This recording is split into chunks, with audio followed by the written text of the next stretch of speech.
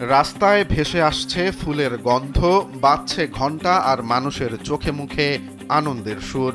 চারিদিকে কুকুরের গলায় ঝুলছে গাঁদা ফুলের মালা, কপালে লাল টিকার দাগ, আর তাদের চোখে যেন অদ্ভুত এক গর্বের ঝিলিক।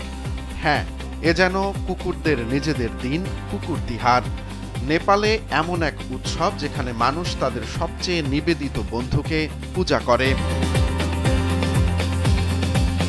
এই দিনে নেপালের ঘরে ঘরে আর পথে পথে দেখা যায় কুকুরদের রাজকীয় আপ্যায়ন। কেউ তাদের মাথায় টিকা পরিয়ে দিচ্ছে, কেউ ফুলে সাজিয়ে ছবি তুলছে, কেউ আবার হাতে ধরা প্লেটে দিচ্ছে মাংস, ডিম আর দুধের ভোজ। কেউই বঞ্চিত নয়, না পোষা কুকুর, না পথের আশ্রয়হীন চার পেয়ে বন্ধু। সবাই যেন এই দিনে একই কাতারে। হিন্দু ধর্মমতে কুকুরকে মনে করা হয় মৃত্যুর দেবতা যমের দূত, যে আত্মার পথ প্রদর্শক হিসেবে কাজ করে। এই বিশ্বাস থেকেই শতাব্দী ধরে চলে আসছে কুকুর তিহার। দেবতার দূত হিসেবে নয়, বরং বিশ্বস্ত সঙ্গী হিসেবে কুকুরদের প্রতি কৃতজ্ঞতা জানাতেই মানুষ এই দিনটিকে এত বিশেষ করে তোলে।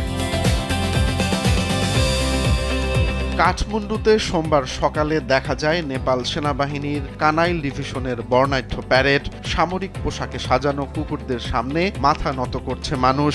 নেপাল পুলিশের সুপারিনটেনডেন্ট ডক্টর আর.সি. সাটিয়াল বলেন, আমরা আমাদের কুকুরদের শুধু আধ্যাত্মিক কারণে নয়, তাদের সেবার জন্য সম্মান জানাই।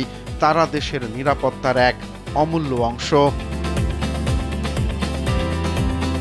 জানা যায়, নেপাল জুড়ে পুলিশ ও সেনাবাহিনীতে প্রায় ১০০-রও বেশি প্রশিক্ষিত কুকুর কাজ করছে, যাদের বিশেষভাবে বোমা শনাক্তকরণ, অনুসন্ধান ও উদ্ধার কাজে নিযুক্ত করা হয়। এ দিনটিকে অনেকে মানুষ ও কুকুরের বন্ধুত্বের উৎসব বলেই জানে। বিদেশি পর্যটকরা বলেন, অন্য দেশে কুকুর হয়তো পোষা প্রাণী, কিন্তু নেপালে তারা পূজিত আত্মা, ভালোবাসা ও সম্মানের প্রতীক। পুরাণে বলা হয়েছে, যে ব্যক্তি কুকুরকে স্নেহ করে, যম তাকে আশীর্বাদ দেন এবং মৃত্যুর পর আত্মার নিরাপদ পথ নিশ্চিত হয়। তাই হয়তো এই দিনে কুকুরের চোখে শুধু আনন্দ নয়, যেন এক আভিজাত্যের ছোঁয়াও ফুটে ওঠে, যেন তারাও জানে যে আজকের দিনটি কেবল তাদের জন্যই। রোমান্স তালুকদার, কালবেলা।